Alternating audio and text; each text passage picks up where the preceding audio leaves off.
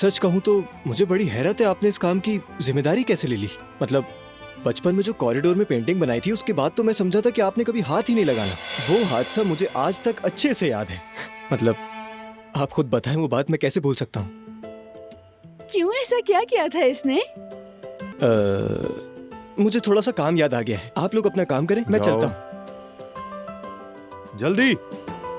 तुम्हें देखकर ही अंदाजा हो गया है मुझे। तुम ब्रश को गलत एंगल से पकड़ रहे हो, इसीलिए पेंट सही नहीं हो रहा। वाकई में? तो फिर सही तरीका क्या है, दिखा दो जरा। क्यों नहीं?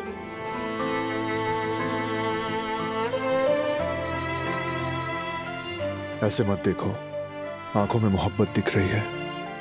सच में? हाँ सच। ठीक है, जब मैं ऐसे देखती हूँ तो इसका क्या मतलब होता है?